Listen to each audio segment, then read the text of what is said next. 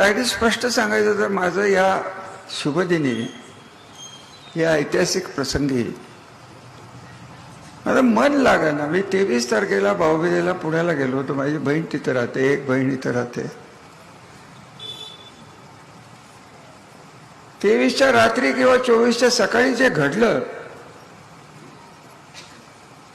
ते या परिसराच्या 1200 वर्षाच्या इतिहासात जे घडलेलं नाही इतकं काळेमाप असणारं, मानवतेला काळेमाप असणारं कृत्य, विशेष करून लोकशाहीची मूल्य जपताना एक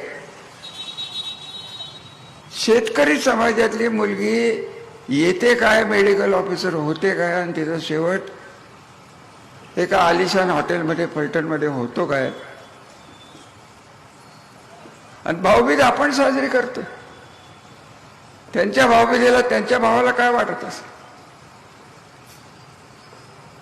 म्हणूनच मी आल्या म्हणलं होतं, माझं तर माझ्या डोक्यात आलं होतं की हा कार्यक्रमच कॅन्सल करून टाका. मला मनच लागत नाही.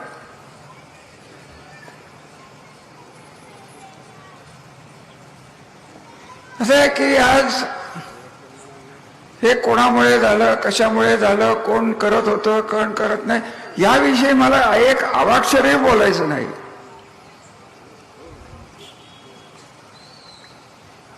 पाच 50-100 राज्यावरनं चॅनल जे माझे मित्र आहेत ते माझ्याकडे आले होते.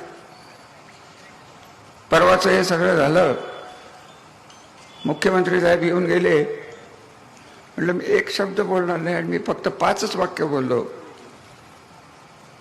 1200 वर्षाच्या फलटण परिसराच्या, फलटणच्या इतिहासाला आज कलंक लागलेला आहे. आणि मला जी काळजी लागलेली आहे की हा कलंक धुवून कसा काढायचा. हा मरून द्यावं, कोणी केलं आणि काय केलं, ती मुलगी तर गेली ना.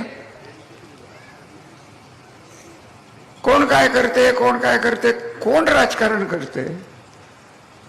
मी कधी म्हणलंय कधी कोणाला अटक करा, पण ज्यांची मनं खातायत यांना माहिती आहे की याचे परिणाम आपल्याला भोगायला लागणार आहेत. तर माझी एक तीव्र इच्छा आहे की हे सगळं पोलीस चौकीला धरून, प्रांताला धरून,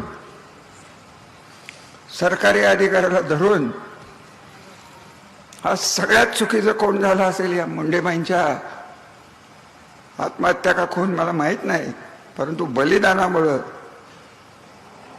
हे कामगार सगळे सुखी झालेत, फोन यायचे थांबलेत.